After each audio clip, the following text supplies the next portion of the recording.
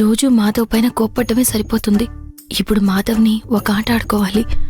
మాధవ్లోని అమాయకత్వం, టెన్షన్, ప్రేమ అన్నీ ఇప్పుడు బయటికి తీసుకురావాలి.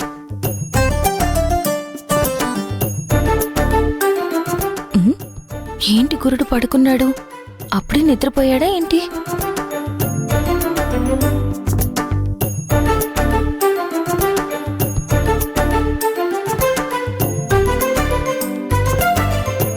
ఏంటి అమ్మాయి గారిలో ఉలుకు పలుకు లేదు? మేడం గారికి అంత బాగా నిద్ర పట్టిందా ఏంటి?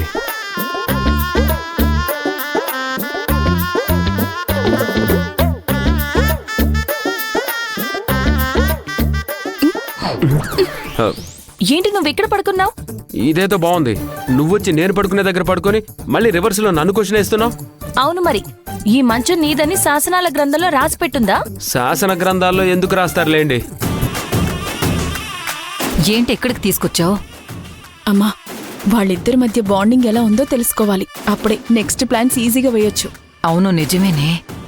కొట్టుకుంటుంటే త్వరగా విడదీయొచ్చు, కలిసుంటే కొంచెం కష్టపడాలి. ఏది ఏమైనా కానీ వాళ్ళిద్దరి మధ్య మనం దూరం పెంచాలి. విందాం పద.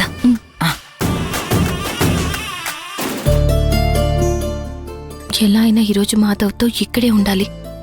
మాధవ్ పక్కనే పడుకోవాలి. మాధవ్ని రెచ్చగొట్టాలి.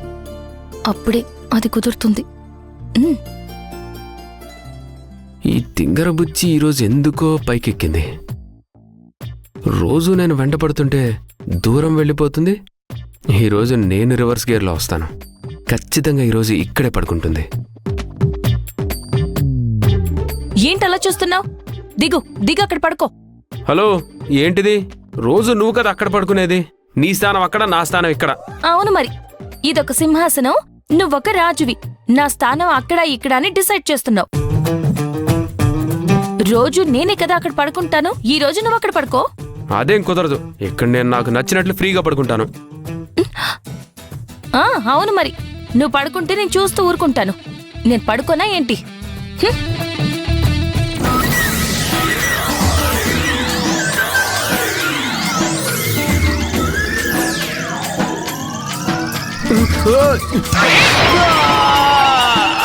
చచ్చాను.